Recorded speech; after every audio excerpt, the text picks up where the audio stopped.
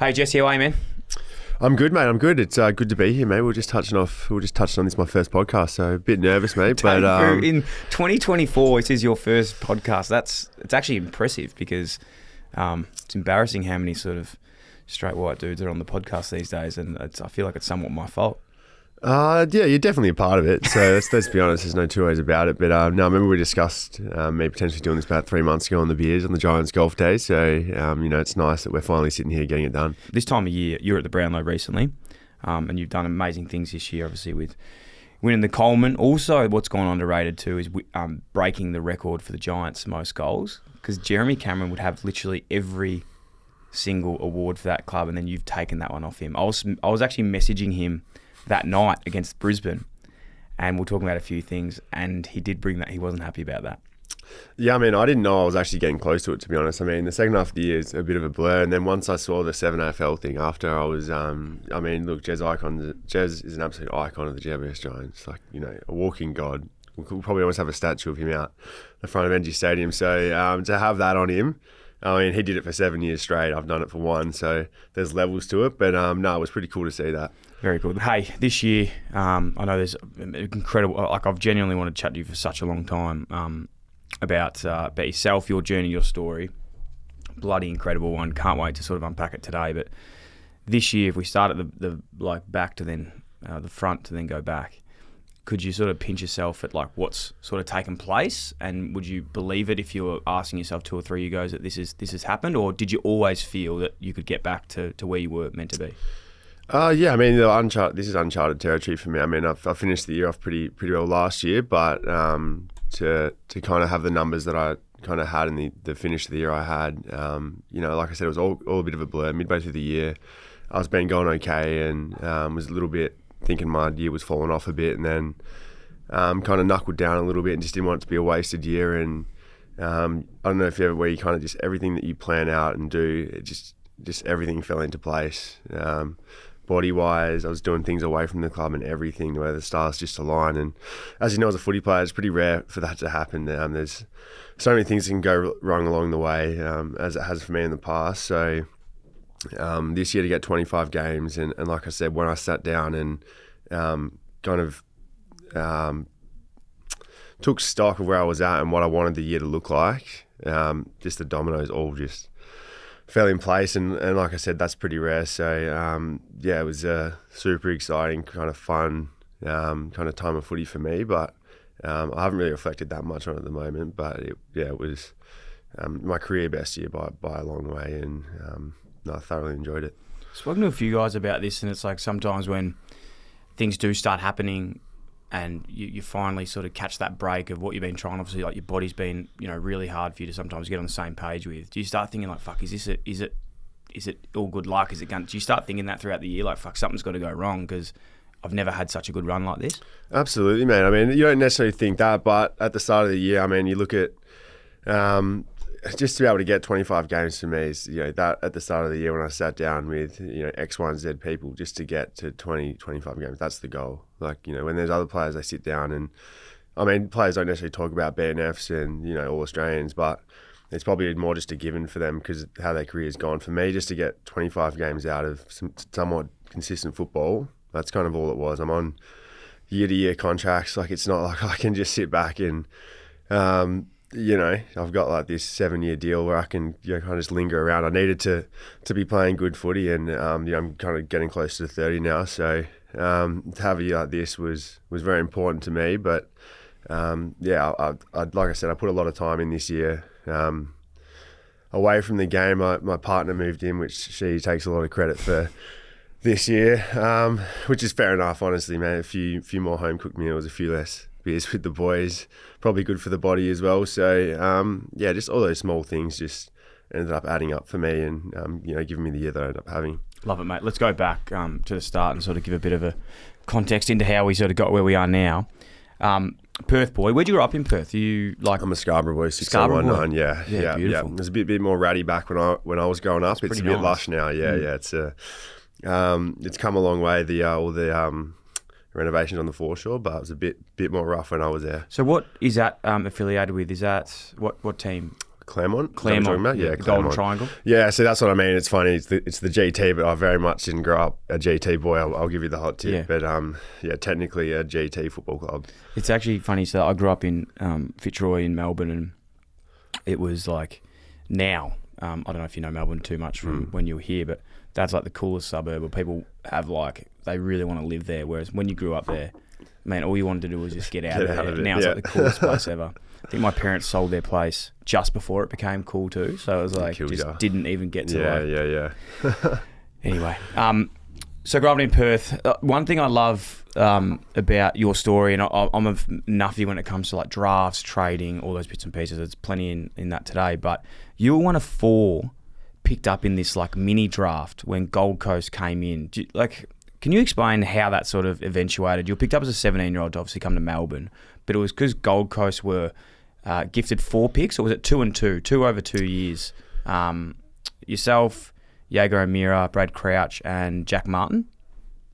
Yeah, I mean it's interesting how I've ended up at the Giants. It was probably the one football club I actually couldn't get drafted to, so to end up there is kind of interesting. But yeah, I get asked this a fair bit. I'm not really sure, what the nuts and bolts of it were. I think they obviously Gold Coast and the Giants wanted picks earlier. They wanted to draft all the Victorian boys together in one super draft and just traded away a future pick, which was me in the next year. If you were eligible, and honestly, it was the best thing for me, mate. Like getting picked up in that and having to spend a year in the VFL. Like we were getting, I was at the Dees in this was 2012, and they were getting done by 150 points, 110 points a week. And our VFL Casey team, we were winning by 100 points, top of the table. Like we were having a great time. And for me as a young key forward, just to have that year playing against bigger bodies, it gave me a massive leg up coming into the next year. I mean, going off form, I probably,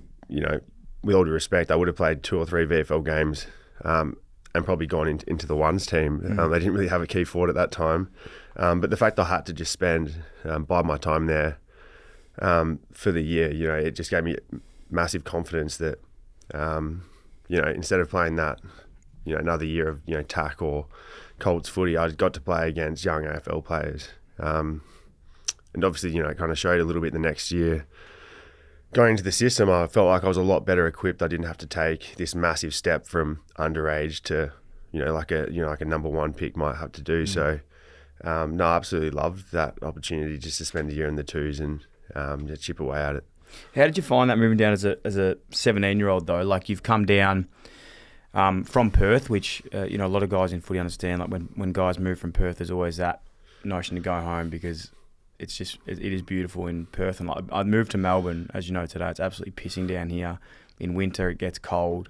A lot of Perth guys that come to Melbourne, you can always sort of sense they've got that earning to somewhat go home. Was it hard moving over at such a young age? You would have been the only guy your age even at the club, no driver's license. Like would have been pretty sort of. And you're going out to Casey too, which from all reports isn't the most beautiful drive from Melbourne. Yeah, it's come a long way, Casey. I think they've done a nice little redevelopment now. I think they spend all their time out there now, so it's changed a bit since I was there. But no, honestly, when I came, the club were really good about it. They sat down the second that they decided they were going to take me, and we devised a plan. I think I was coming home every 6 weeks or 4 weeks, so they were super accommodating. So I'd play 4 games, get sent home. They were very aware that I was in a very unique situation, and not once throughout that first couple of years was I thinking I was going to go home. I was loving the Melbourne grind over there. We all got drafted together. Petrarca, Clayton, Viney.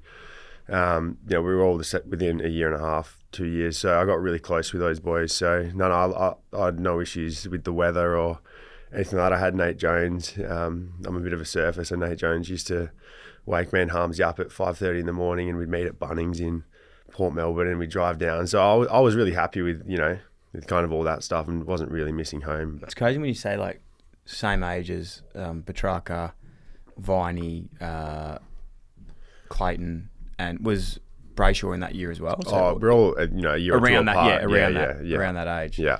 It's pretty crazy when you look at the Dees now, how much they're looking for a forward. What's happened? We'll get into that later, but it's a scary prospect thinking about what could have been there. What was like welcome to sort of AFL moment? Like how was it being around the Dees at that time? Again, they were still building before they had won a flag. There's all reports about that place been sort of hard time, like coming into a good time, but it was a pretty challenging time? Do you think the club had turned by then, or was it? I think when you're a kid and you get drafted, you just don't know any better. Yeah. Like, you just rock up to work and you have no idea what the politics are of your football club. Like, you just, we'd all just rock up and train and then go have a few beers on a Friday and get ready for a game, or, whatever it was. We didn't understand, where our club sat, what had gone on in the last kind of 10 years. As a kid, I didn't really watch much footy, so I knew the Dees weren't, in a great position form-wise, but now I've been in the system for so long in 3 different clubs, you start to understand what makes a footy club tick. But at that age, we just kind of were just rocking up and, playing, kind of getting paid and just not thinking too much about it. I mean, it was that simple, to be honest. So, no, I just, at the time, just kind of naive, just wanted to play footy. Did the external, and again, seeing what you're sort of saying today, I'm not sure if it did, but did the external stuff ever creep in? Was it hard, like being at Melbourne, being a big key forward, obviously drafted, as a number 1 pick almost pre the draft, being like this great wide hope of Melbourne Footy Club to come in there and, be the saviour? Did that ever play on your mind? Like, again, you're playing good footy as well, but did it sort of penetrate your mentality in that sense? No, never, not really, honestly. I got asked about that all the time. I mean, the media, I think, it's really interesting. At that time, I think that was just when the media started to kick off. I think when I got drafted, I reckon there was still the one footy show on Channel 9 on a Wednesday. I reckon it was in that time, 2011, 2012, when Fox Footy became a thing, and then there was 4 shows, and then next year there was 10, and now it's all, like, everywhere is just, as you know, like, there's just, and it's great for the game, but, the media was just starting to kick off and get, all these extra shows and added kind of layers, but I never really cared about, media saying, the pressure of that kind of never got to me. I didn't really kind of care. I was starting to just put a circle of people around me that I trusted, and anything outside of that, people could say what they wanted to say, but, it never really got through to me. What was it like? How do you sit with your relationship with Melbourne Footy Club now? Obviously, like, given opportunity, sounds like you absolutely love the club. How do you reflect on the time now, looking back? Like, was it? Do you look on it fondly? Was it an awesome time? Did you end up, obviously end up leaving to go to Fremantle? Was it a hard decision to leave? Absolutely, it was. I mean, I was at the game when I was at Optus when they won the flag, and I caught up with a few of the boys after the game. So when I left the football club, there was no, it wasn't a sour, didn't leave with a sour taste in my mouth or anything like that. I still talk to some of the boys regularly, so I had no issues. I was really close with Simon Goodwin, so I had no issues with the footy club. When did you think the time at Melbourne was going to come to an end? What was the reasoning around that decision? Did they come to you? Did you go to them? How did it all sort of play out? Yeah, it was an interesting one. It kind of came out of nowhere, to be honest. I mean, the media had been talking about it for years. As a Perth player, no matter where you go, that narrative's going to be there. And honestly, 2018 when I was talking closely with my management group, and I was still happy where I was. I had a contract at the Dees. I was never really planning on leaving, and then a lot of kind of stuff had been festering a little bit in the background, and then I remember I got injured in around 20 or 19 in 2018 against the Swans, that where Isaac Heaney took Mark of the Year on me, which happened to be my last game for the Dees, and I think Alex Johnson did his ACL that day as well. So it was a big day for a lot of reasons. And I remember we'd been going okay that year as a football club, and I remember I got the news that I'd done my navicular.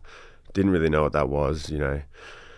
Ended up figuring the extent of how bad that injury can be, and then I just remember having to watch the rest of that year and watch the Dees play, and then I remember we made it into the finals. I think we played Hawthorn the first week, had a really big win, and then I think we might have had one more, but we ended up playing West Coast over at Optus, or I think it would have been Optus then. And I remember just watching, and it's really interesting. I remember watching Wiedemann and Tom McDonald. They were killing it, and in my head, I just started to feel like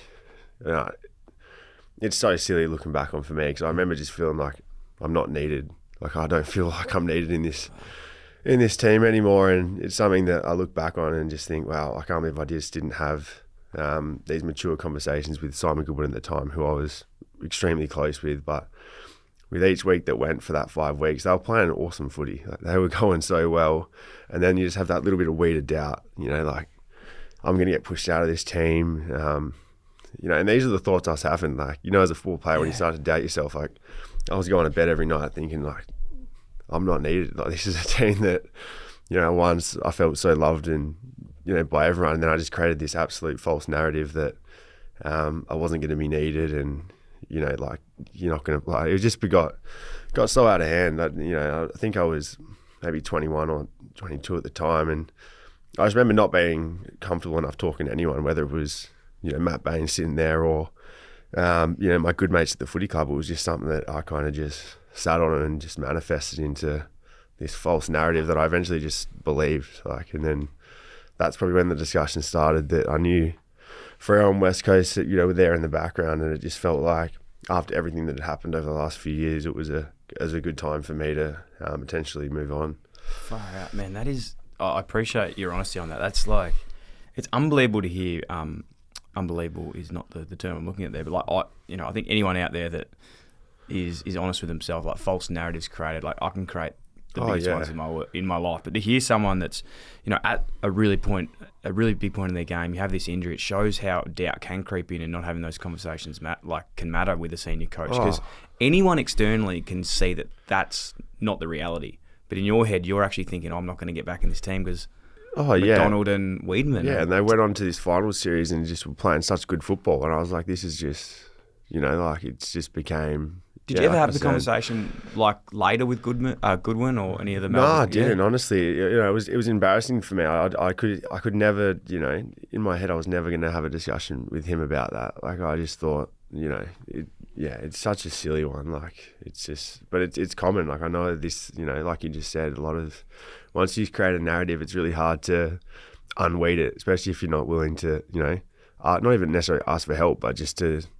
talk about it with someone that you trust or anything like that. Mate, it's huge of you to admit that, because I think there's so many people out there would have done the exact same thing that aren't in a position to be able to reflect on those things. And obviously you've grown a lot from it, but oh God, I just can't help but hear the hearts of a million Melbourne supporters just fucking breaking right now. Like, that's crazy to think that maybe if those conversations were had, things could have been different. Like, do you ever think about that? Absolutely, I do. I mean, there was a lot of dominoes that kind of fell over before, me and my management group decided to actually, address trying to go and leave the football club. But that, in my head, that was probably the biggest one, watching that team perform so well without me.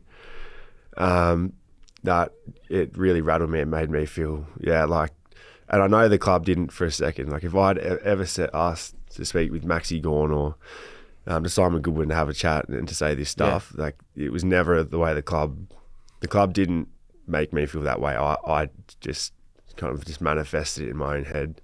But even to, go into like what you were saying before about a navicular, back then, those injuries were like, people were having naviculars and never playing footy again, and you sort of think like, fuck, if I have this, do I go sign a long-term deal that keeps me secure? Like, you just panic, right? Yeah, 100% you do, man. Like, I just remember not even having any idea of what the fuck that even was, and then to have it, and then to see how long I was going to be out for, and Mitch Clark, who I live with, who's was a good friend. I remember him having a lot of issues with his foot, and same with Jackson Trengrave. I mean, they had these feet issues, and they can get really serious really quick. And as a kind of big-bodied key forward, lugging around 103 kilos at 18 pretty much, you kind of just create this like, once this first injury comes, it's just going to snowball into, which to be fair, it kind of did. So it's an interesting one.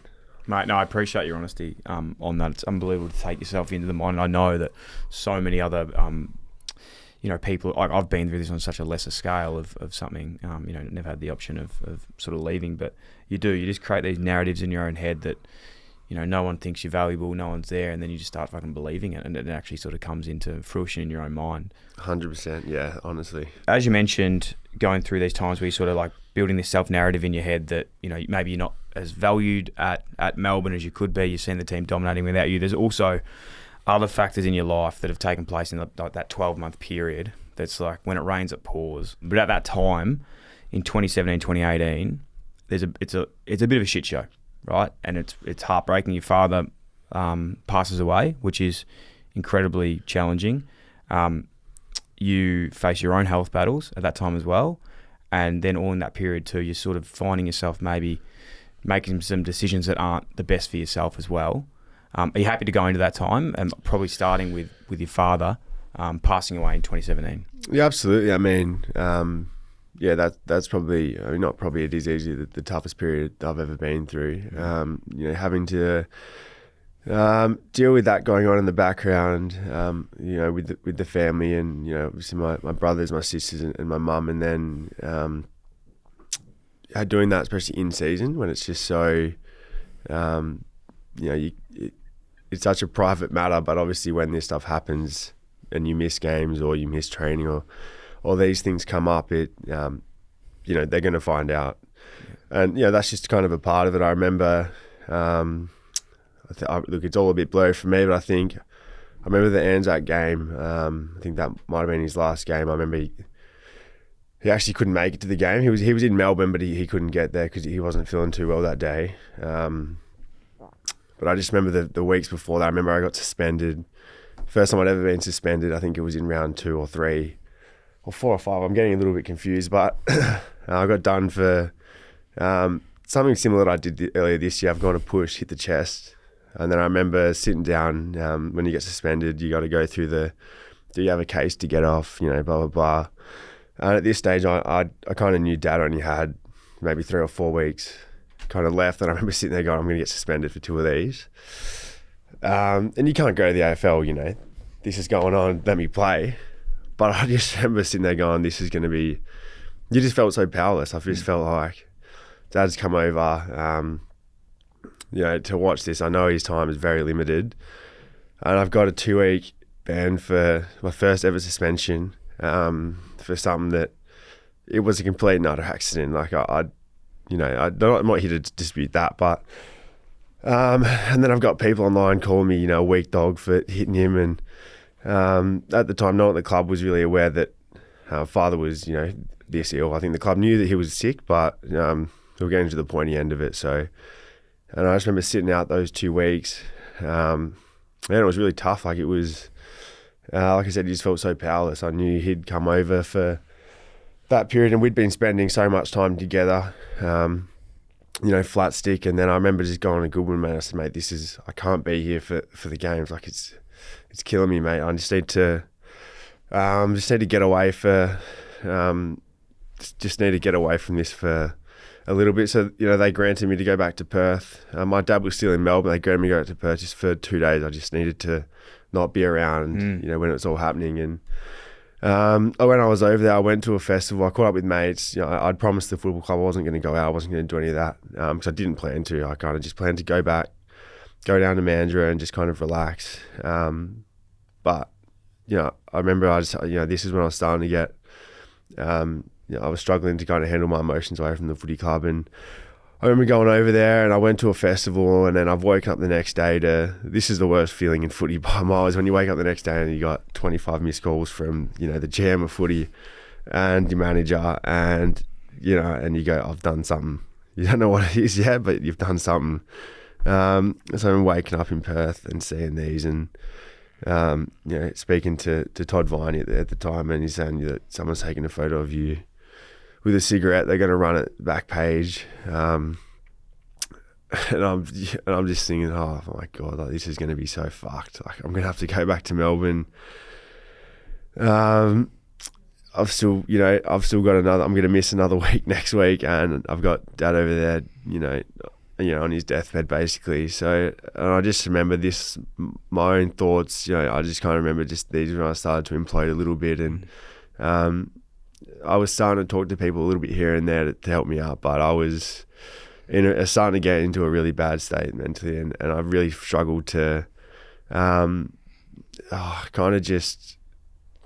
just really couldn't handle like having to just, I don't know, it kind of just got so out of hand. I remember getting back to Melbourne and having to see the boys and, kind of touched base with Goody again, and a few of the people at the club kind of knew that Dad was this sick and all the rest of it. But then just to go through all the media stuff and Instagram and Twitter, and obviously I'd made a huge mistake, and I'd let the club down and all the rest of it, and I was dealing with that, and then having to deal with what was probably a week or two away with Dad. So that 4-week period is. And then I was speaking to the club. I did training, and then we had the Anzac game, played in the Anzac game, and then 3 or 4 days later, that was pretty much curtains for Dad. I remember just losing my head so much about the suspension is in one, and then not being able to play, and it being such it's on such a basically on it being a countdown until you lose your father. I just remember and everyone goes, well, you left, you went away. I'm like, yeah, but I couldn't, I was going crazy. Like, I was living at my host family's, and I just remember that little period was such a blur, but I just remember nothing was I can't really put it down to anything, but I knew I was going to do something that was not the right decision for myself. It was just where it was going to be, and I ended up getting the trust from the football club to go back home, and I made a poor decision. And mate, it happens, man. It's like it's not. I don't think. Obviously, you've grown up from those situations. You can learn with better coping strategies, but unfortunately, that's what we do as young men. Like when you're going through a shit time, I think no one's gonna question when they have a full story of what you're going through that period. You're injured, you're suspended. Your dad's, in your life is looking like he's passing away. You're also in the back of your mind, which is fucking crazy. You've got your own health battle going on at the same time that you don't want to talk about because your own dad's sick. You don't want to worry him about that too. Yeah. Mate, it is a recipe for something to happen. If you're not, talking to people and got the right people around you, or you're not opening up to them, it takes two to battle in that situation. It's probably inevitable what happened did.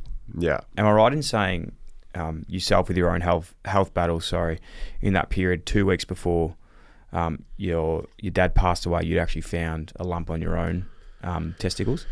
Yeah, I mean, look, a lot of that period is blurred, but I remember it's kind of feeling like I had my own issue coming up, but I wasn't going to address that while Dad was still around. And did you address it with anyone, or just kept it to yourself? This was all just me. This was all very much just, I didn't touch base with the docs or anything. And then obviously went through, Dad's stuff, and I think I missed the next week I think we played Adelaide. We had, the formalities, the funeral and stuff like that. And I just remember just kind of not glossing over it, but I just wanted to get back to footy and, not just kind of, not kind of, comprehend what, no. And I just remember I really struggled. I didn't want to feel sad. I remember I didn't want to actually, take a little bit of time and take a bit of stock. I kind of just wanted to gloss over it. No, I'll be fine. Get back to the footy. Which is something that I regret a lot. I think the fact that I kind of just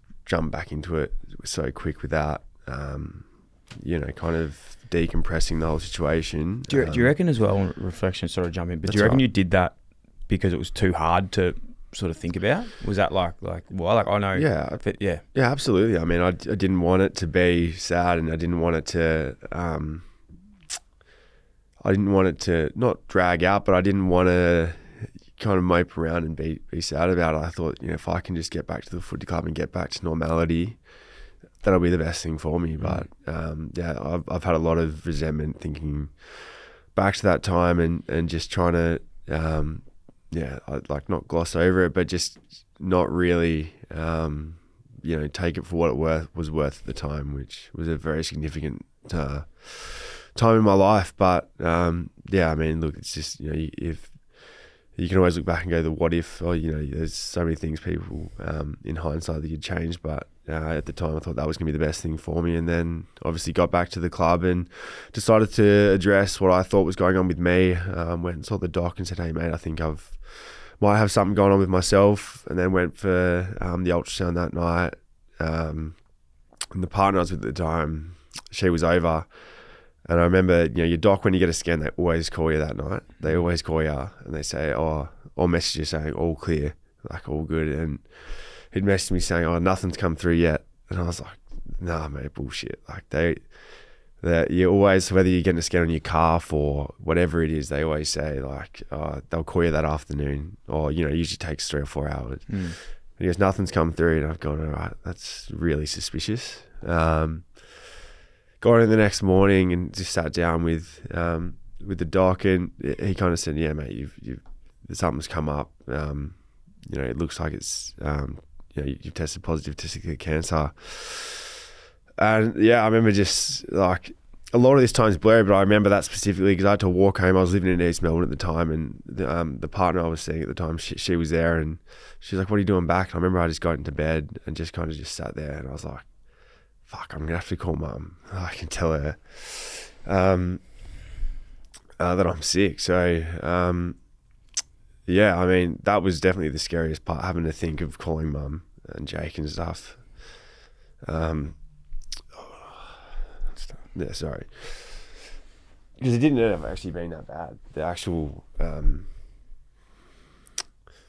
it's a lot, man. Yeah. The thing is, it's funny because the thing is that the testicular stuff wasn't actually bad. It was resolved very quickly. It was just, yeah. It's like your mum's just lost her partner to cancer, and then her son's calling up 2 weeks later with something similar. Yeah. I think like as any young bloke, when something goes wrong, it's like, it's funny. It's not funny, but it's a lack of a better word that we both use in these times when things are hard to talk about. But the first thing, like, I always do is call my mum. And like whenever anything shit's happened, like I've been like, fuck, I've got to tell mum. And it's like, it's funny because they're the ones that are always going to be the ones that like want to support you the most, but you just don't want to like have to bring them bad news. Oh, 100%. It's just the worst. Yeah. The phone call took place. Obviously that would have been incredibly, tough for your family to hear, but support wise around that, you obviously then got some news later down the track that you were able to clear it. Like with the surgery, did you go in quite quickly? And I think from today it's worth saying here, like, it's really funny, right? Like what people might see of you winning Coleman, big, handsome, strong forward, and you think that like you'd love that typical sort of person is like, it's all about the key forward. They love talking about himself, love being in the news. Like, I know this for a fact. Like, you're the complete opposite of that. It's taken me 3 years to get you on a podcast. You don't do any media. You don't like making things about yourself. You don't like people stressing about you at all. And even to the point of, you held off your own illness because you didn't want your dad to know. You then held off even telling your teammates. You didn't want the media to report anything about even going in for surgery because you just didn't want to create more fuss. Yeah, absolutely, man. I mean, especially, when this stuff happens, yeah, I mean, and the media are all over it. When you miss a game of footy, you can't, there's no, I think they've gotten a little bit better now. I think a lot of players miss games for personal reason and questions maybe don't get asked. They might fish around for it, but it doesn't seem to be as public. But I remember when, I decided I wasn't going to play against Adelaide that next week. And I mean, as a kid, I read a lot, and it's something that, that I definitely don't do these days, but I remember reading everything, and I remember seeing, so I'd had the surgery on the Monday, had the tough conversations, and then decided to have the surgery just to get it removed immediately. That's where you kind of wake up and they tell you, like, if it's not benign, you're gonna wake up with a silicon fucking nut, like. So it's pretty scary, like if it's kind of spread, or if you're gonna wake up with your own. And I remember having the surgery and waking up and was lucky enough that we didn't have to remove the nut, and I was able to kind of keep it. But and then that the days following that, so it was a good news. Like that was it couldn't have gone much better in that regard. It was obviously finding out and then having the surgery done within 2 days. I mean, it was an unbelievable effort from the staff at the Melbourne Football Club and everyone involved. So going from the emotions of having to tell mum, and then 2 days later it basically not being over, but kind of thinking the worst is behind me to a degree. But I remember I wasn't going to play that week because there's just a bit of swelling. There's a few, whenever you have stuff done, kind of around there, it's a bit sensitive, and you don't, there's a bit of risk in it. But I remember going back to Perth and flying I was going to go back for 3 days, and I remember just having like a couple of beers like over there. So 4 or 5 days later, maybe it was in 6 days later, and I woke up the next day, and like, not even kidding, that this was end up being more scary than the actual surgery and, you know, all the rest of it. Like, I remember I woke up and it was like the size of like honestly, like the size of like a small mango. Yours aren't that big. And I remember waking up and I was like, what the? And it was like, and like the skin was just like tight as, and just on one side, the side where I'd had it. And I've called my doc, I'm like, what's the fuck is this, mate? Like, what's going on here? And he's like, no, it'll just like go down. It'll just go down. And I'm like, oh, all right.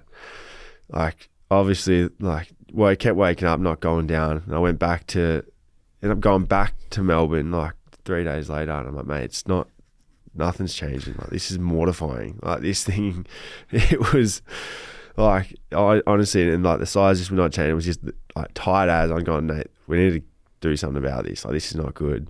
So we went and got it, like, you can go get it drained. So they just put numbing cream on it, like cut it open and drain it. Like, you know, you're all awake and stuff. And like, you kind of put it in stirs and you put like this thing in it and it just drains, and you can hear it going like you can hear all this stuff. And the first time we did it, we got, I think it was like 200 mils like of liquid out into this like kind of like container. And I've gone, oh sweet, like, you know, you're right, that's in the rearview mirror. Next morning I've woken up and bang, it all just come back like the exact same. And this went on for about 2 weeks. I got it drained 3 or 4 times. And it got was to it the just point, swelling? Like just kept swelling. It It just kept swelling back. And obviously, if you do your calf or your hammy or a corky, it's quite easy to get the blood away from there because you can just compress it. But obviously, you can't really compress. No. You can't, you couldn't really do it. So I remember eventually it did go down and it got to a point, but I remember talking to my doc at the time and he's like, yeah, man, like, I was obviously telling you you're going to be fine, but it was getting to a point where like this could have been like this could have just been, this could have been life, honestly, and like embarrassing bodies type areas. Like that was mortifying. Not thinking. I remember I was like sleeping with my mattress on an angle like this to try and keep the blood down. I was trying everything, like everything under the sun that. It's not a funny situation, but like, oh man, you wouldn't have been able to wear budgies. No, I couldn't. Like, I wasn't able to train. Like, I couldn't. I couldn't really run. Like, I couldn't move to a point. So I got to a point where I actually missed another game or something off the back of like this not recovering. Like, it just was not. Yeah, it wasn't feasible for me to play or to get hit or anything. So that was that week and a half was mortifying, to be honest. So you think it's. Obviously you go through the surgery and all that terrifying stuff, all the emotions of that, and then to kind of not necessarily get through it, but to get through the grunt of it and then to deal with that. It was like, fuck, surely I don't need this. Like this. Yeah, maybe it's a straw that broke the camel's back, but I feel like that is like what's annoyed you the most out of this whole thing. That was, when that was going on, that was mortifying. Yeah. Like I remember, yeah. I've still got photos on my phone that I've just don't get out. We'll definitely post. We'll post some of them later. I just couldn't believe it. Yeah, of all the things to get the most worked up about, to have that just cherry on the top was it was very unnecessary, but very real. Mate, so we've spoken about the point around earlier and then around the navicular. How from that situation of the draining of the testicle to then the navicular after that, how far were they apart? So I'm just trying to get this the timeline's crazy. Yeah, I mean, look, and a lot of that time's blurry for me as well. I'm thinking that's from the middle of 2017 to late, probably just over a year, I reckon. I think I did my navicular. Next year was in 18. Next year was 18, so I had a year from middle of 2017 and then to like late 2018. That's when I did my navicular. So that's probably just over a year, 14 months apart. I'm assuming, if I don't want to get fact checked on it, but I'm pretty in my head. That's how I'm viewing it. It's pretty crazy to think as well. And again, not putting words in your mouth. And this is your story, but like to go through obviously father situation into some suspension, some misdemeanors off field, your own health. Stuff with your own cancer, then period of time, then you go into the next year of the navicular, into then talking about when you're like, fuck, does the club even want me anymore? Like, how much does it show now, like surrounding yourself with, talking to people, getting out of your own head, being able to have like healthy sort of vices to deal with these situations, how important that can be. Because I think like anyone that's gone through what you had been in those 2-year period, you can see how you do become not your own worst enemy, but you do come like this self-narrating story around, oh, people don't want me, or this is happening, what else is going to happen? Then the decision to then leave, it's sort of like you can understand it. Oh, absolutely. I mean, when you internalize, which is, at the time I really struggled to let people into my life. Like, people, obviously with all the stuff that happened, it was so public that, people were in my, like, kind of they kind of thought they were there or at the front door. But for me, like, I really struggled to talk to anyone. I think my brother at the time was probably the only person that I could really speak to. And even him, I didn't want to say things that made me feel like it was going to make me feel, like that was going to be, kind of embarrassing for me. I still really didn't want to have that, which, it sounds ridiculous to your brother. Like, his family, you can say whatever. But I just really struggled. As a kid all the way through, I'd never really, I just internalized everything, no matter what it was. Like, I just couldn't really let people in. And, when I look back over that period of, let's say, 2017 to 2021, 2022, even when I first got the Giants, I mean, like, I look back at that and just go, if I could just have some conversations around X, Y, and Z with, whoever it may have been at that time, like, the person I am now, and the conversations I can have, I'm a completely different person. Like, I've completely changed. I look back at that with so much resentment towards myself. I mean, obviously I've had, a lot of things that go wrong, but everyone's script's different. You get to the AFL and they go, here you go, here's 250 games, 3 flags, you're gonna be a one club player, you're gonna be a legend of the footy. Like, everyone's journey is gonna be completely different. So yeah, look, and I like I said, there's a lot more to get into, but I look back that over that kind of last 5-year period, and it's just something I'm going to probably carry with me for probably forever, to be honest. I mean, I'll be able to work through it and stuff like that, but it's something that weighs pretty heavy on me. But I'm getting a lot better, but it still weighs pretty heavy on me. Oh, mate, we've all fucked up. Like, again, from what you're saying, there's a lot of guys, I reckon, and girls, I'm sure, that would be out there listening that can relate to a lot of this stuff, which is why I think even just being able to reflect on it now and talk about it is so important.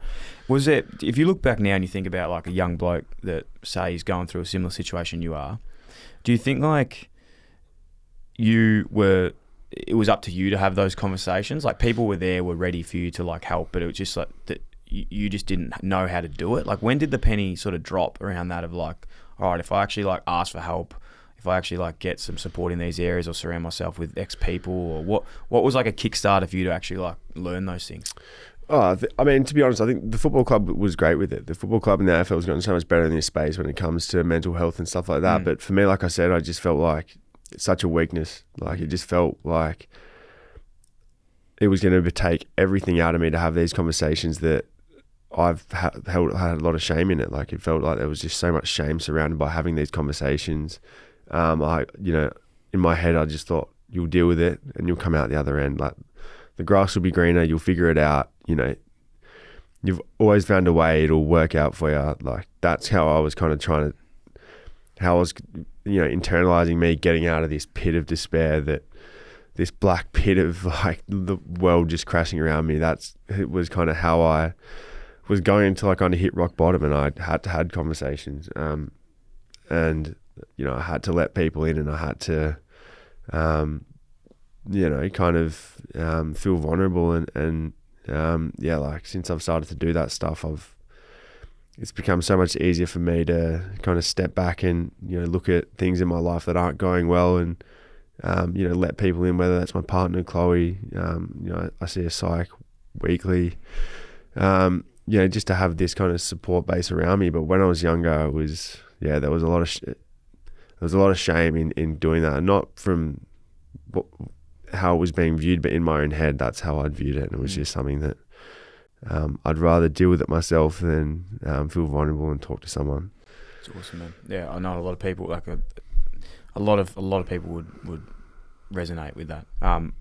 Fremantle, getting there, home state, the deal's done. So was there a part of you that thought, you know what, the grass is greener now, like, all right, I'm going to put all that stuff behind me and onwards and upwards, like, just bury it bury it away? Like let's keep going. Yeah, I mean, I just thought I'll get to a new club and She'll be right. yeah, she'll be right. Like, you know, you'll make friends, your body will get good, your navicular will clear up. I moved there with the navic and it'll just be a fresh start. And like, I look back at that and go, like, I had a lot of issues that I hadn't dealt with at that time. Like, I hadn't been speaking to anyone about what was going through my head. You know, the big reasons that I left Melbourne were because I thought I was not worthless but not needed. And I just thought, yeah, we go to a new club. Every club's pretty much the same. Like, you know, you'll be fine. But like, yeah, I dragged every mental demon that I had at the Dees just came straight with me. Like, I just thought I'll get there, be surrounded by family, the foot will clear up and we'll just go for there. Like, we'll just take it from there. But it didn't quite happen like that. You know, I'm a very kind of quiet, insular guy. I remember getting to Freo and, you know, when you're over there, the media's, you know, it's pretty big. And I remember just reading all the stuff and I knew that was what was going to happen. You know, you move to a new club on, you know, X, Y, and Z dollars, you know, it comes with a part of it. Like, absolutely it does. And I remember first 3 months there, we didn't have surgery on the navicular. We're just going to like clear it naturally. And like, I remember getting there and I think when you first get to footy clubs, you can integrate by training. You train, that's how you kind of get to know. I was in kind of the rehab group and I remember they had like this little sand pit out at Coleman. It's like probably 20 meters long. And I think it was my first 3 weeks, I'm not really too sure, but that was my whole program as I was walking in this sand pit next to the boys while they were training. I think I was started with like 300 meters. So it was like 20 laps and then I was doing like up to 500 and I was like, surely I can just head down to Cottesloe and just walk on the beach down there because it's strong for the foot. So I understood it. But yeah, I remember just getting there and yeah, just thinking I'll integrate with the boys, you know, I'll be close with my family, you know, it'll just be a new leaf, it'll be a new chapter, but I hadn't really addressed any of the mental demons that I had, you know, that eventually got the better of me. I wasn't, you know, I hadn't dealt with the stuff that kind of got me in this situation of, you know, the kind of the trend that had been going for the last year that had kind of been seeping in and the person that I was slowly becoming. Yeah, and that was the start of the Freo journey. You mentioned earlier around, you know, like addressing the demons that you brought over from Melbourne. When did that come to a head for you? When we were like, nah, fuck, I got to try and sort of take back control of these things and start addressing it. Was that at the Fremantle period or was? Yeah, I mean, and again, like, sorry to jump in, but it's all right. These parts are.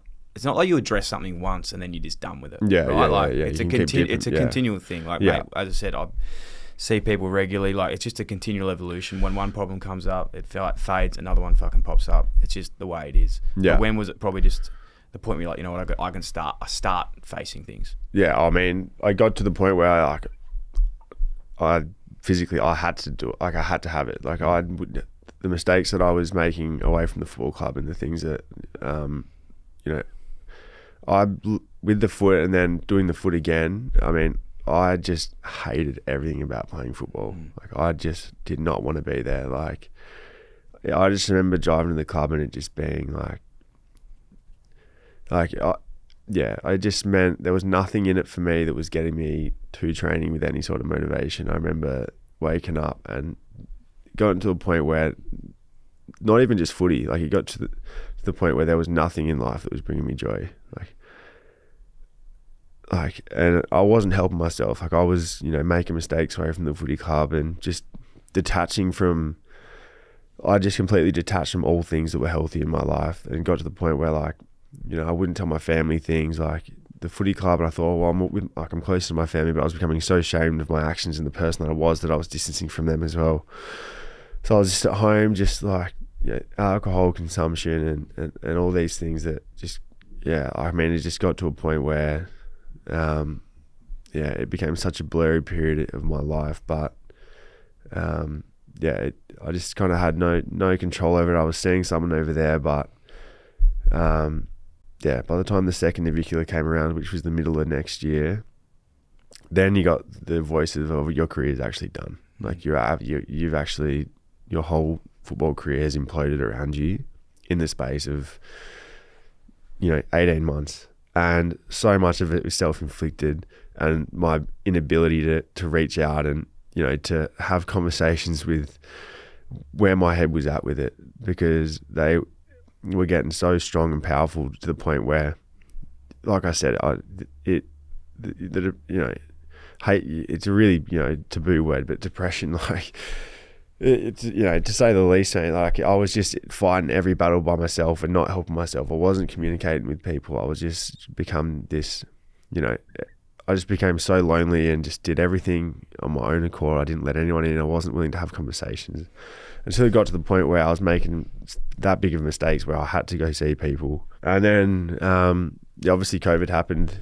2020 started? COVID happened? That was my second year on the road. You say then, like, you've got, you know, I've always wondered this too, and I think it could be really valuable for someone listening today. You know, when you're saying you're in that period of, like, you even push your own family away, even though you know they want to help you, but you're feeling shame because you're doing things that you don't want to be doing. If someone's in that position, how do you navigate that? Like, how do you ultimately then go, like, yeah, fuck, does someone have to come to you? Do you have to ultimately work it out yourself, or is it just a culmination of all different bits that then you go, yeah, fuck, I'll do it?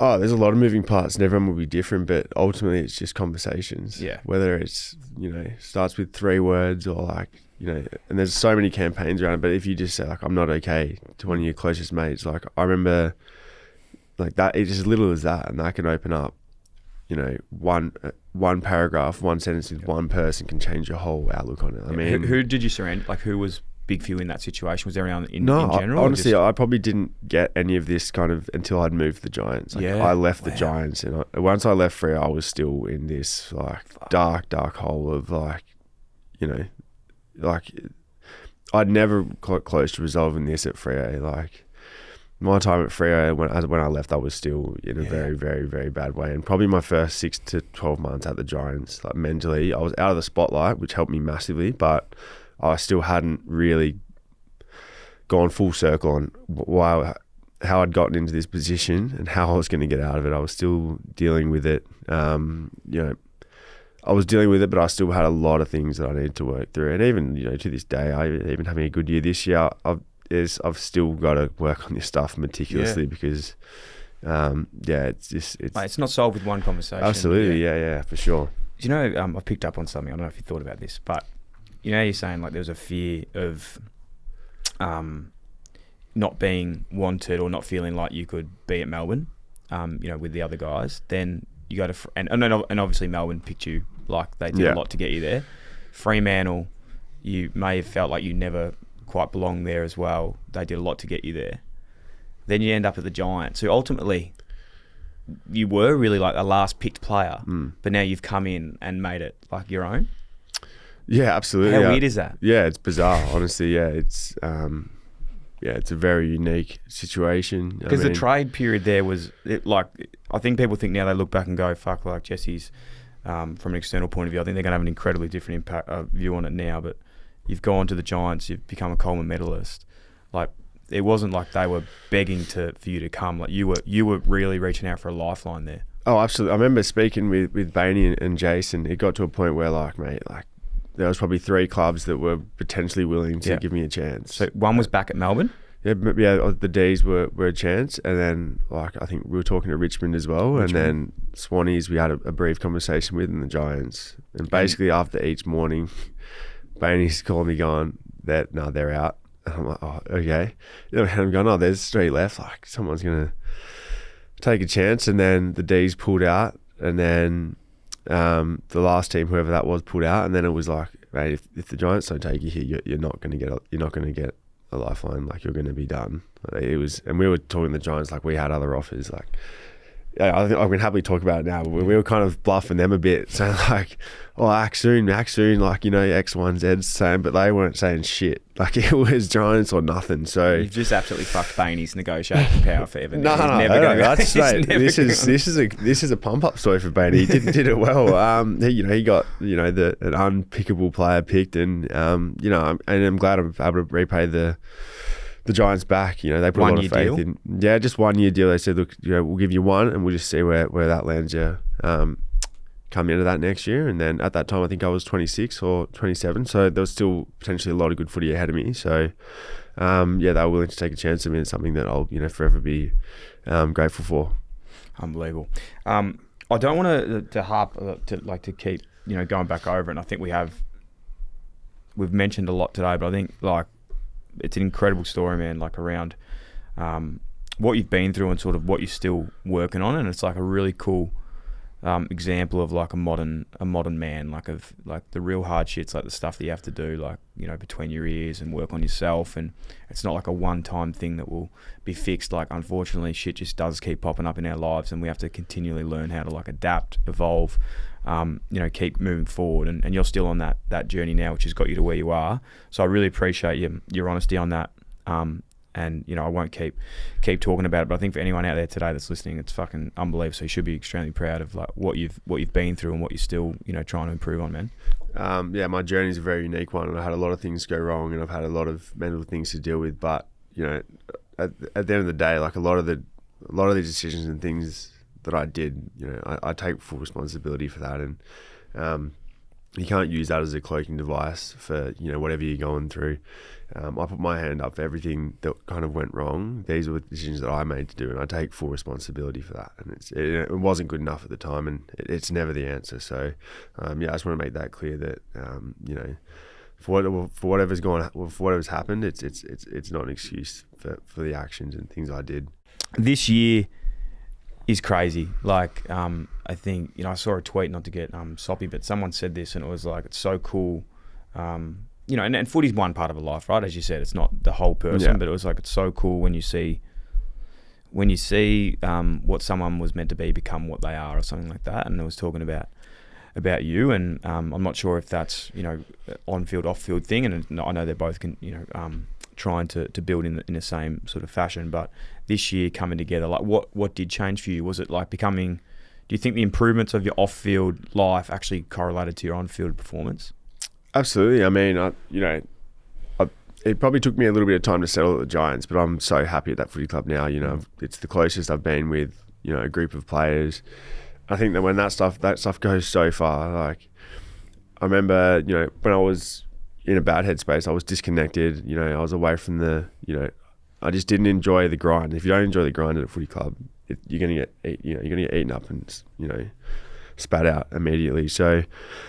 4th year at the Giants now, super happy. Me and my partner have been together for just over 2.5 years. We moved in together, in January, and there's no denying that that's a big part of someone who's had if I'm not surrounded by people, my head can go to a really bad place. So to have her coming home to her, cooked meals, just being connected and enjoying my time away from the club in a healthy manner. I mean, there's no two ways about it. That's a big reason why. I had the year I had. It was so much healthier. It just made it so much easier for me just to, when footy was there. But when it's not like, I remember when I used to go home from, when I was, in 2020, 2019, and I just wanted to escape my thoughts. Like I would, drink alcohol, just do things that weren't healthy. But where my head is now at, with footy and away from the footy club is just, it's the best it's been. I mean, I would put more time into my body than I ever had. I'm someone that's dealt with a lot of injuries, but I put me and the medical staff at the Giants just put together a routine that was going to work for me. We'd catch up weekly, just said, we're going to do this, we're not going to do that, X, Y, and Z.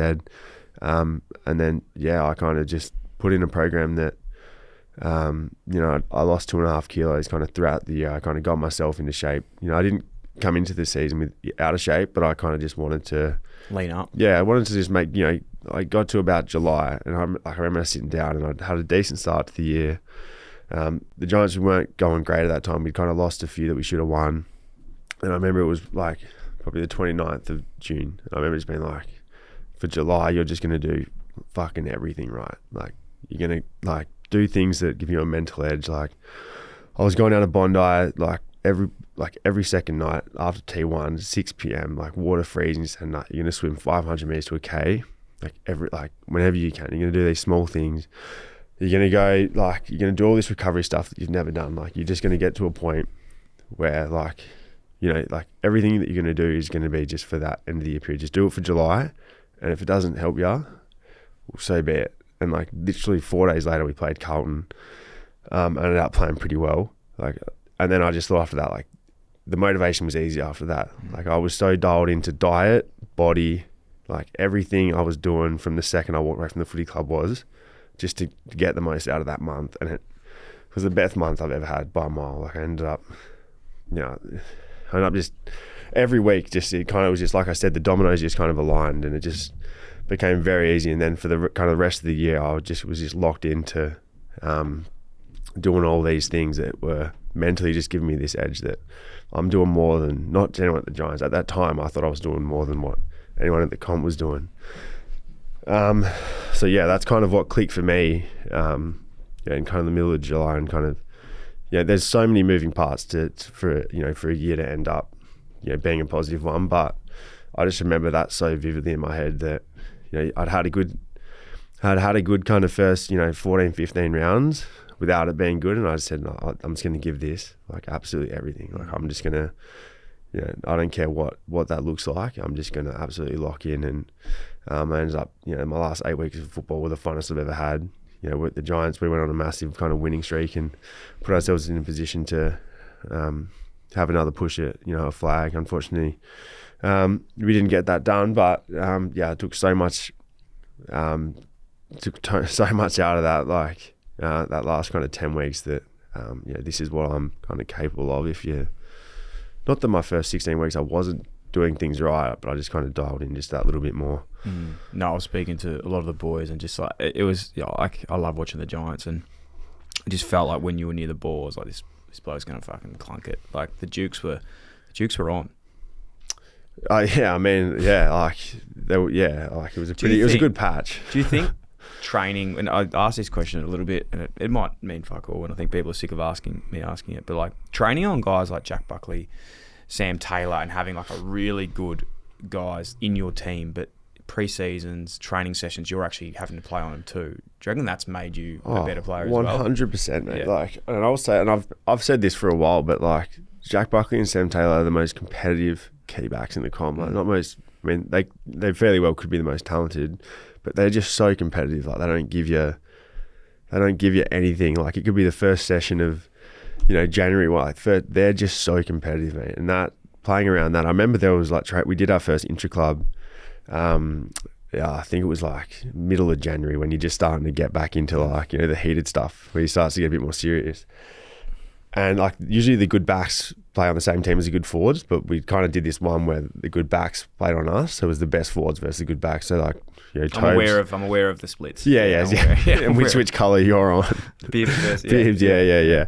And I remember, it was me, Toby, Ricker, like Brent Daniels, Cads, going up against them, mate. And I swear to God, we played 3/3 of footy and we did not touch it. Like they absolutely bathed. I walked off thinking, I might have to hang him up. Yeah. I walked off like hand in hand like this, going, if that's what's coming up for the rest of the year, we're absolutely toast. But like you said, to go back on what you said, to be able to play on Sam Taylor and Jack Buckley, like it's a privilege. Like because then when you go into games, you've played on, some of the best key backs in the comp.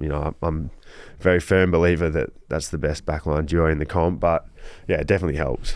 What's your were you did you sign another 1 year deal or 2 year? Like, where are you at now with? No, we signed a 2 year deal around 8, I think, earlier in the year. So we got 2 more, yeah. Fantastic. Mate, that's unbelievable. So cool to hear the journey, and it's still going, man. Like, how old are you now, 28? No, 29. 29. Yeah. Okay, so still a lot of time left to be at the highest level. To finish on just some footy stuff, like this year as well with the Giants, like it must be tough sort of heading into grand final week, like played Swans, ultimately come down to the last sort of few minutes, which is tough. Then Brisbane as well, 44 points up. I don't want to remind you, but that was fucking hard. And now they're ultimately playing the grand final. Is that spoken about as a team? Do you chat about that at all, or is it something that you just got to put behind you and put the energy into next year?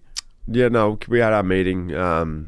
I think it was last Tuesday, and King he's not someone to just gloss over it. Like we didn't go into depth about it, but he addressed it. There's a lot of room to grow, and what we delivered in finals isn't good enough, mentally and all the rest of it. So he's not someone to just kind of put it in, just to ignore it and think, oh, that doesn't matter. We've addressed that as a group, and obviously it's still very fresh. And like I said, I've got to do the motorcade, the AFL Grand Final parade, and I'm going to be sitting in the vans with all the Swannies boys and the Brizzy boys who we just played both of them. So.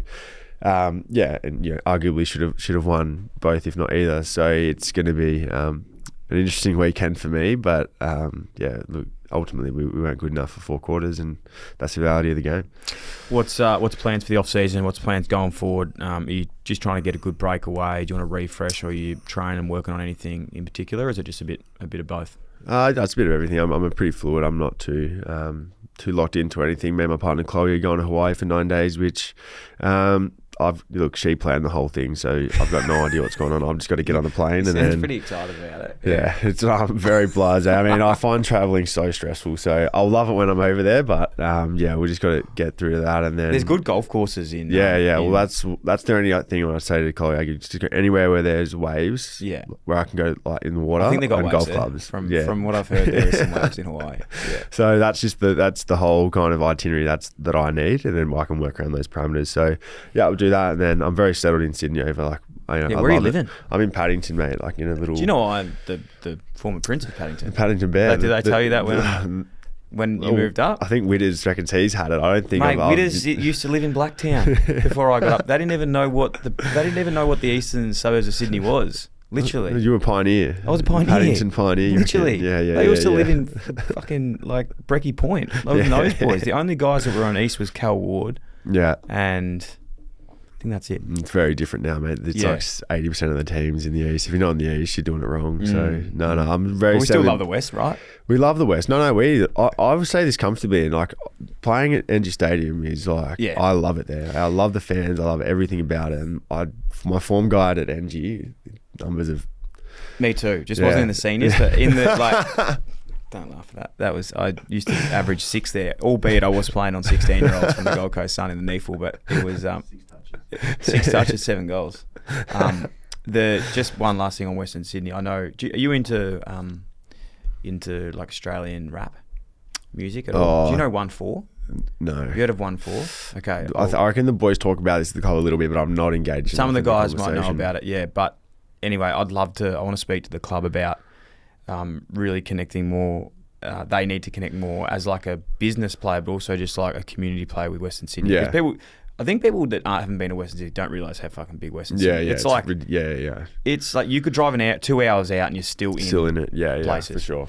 Anyway, there's a Mount Druitt, which is a place out in Blacktown, and like 1-4. There's a documentary of these Polynesian sort of like group, and they're like mates with like Kid Leroy.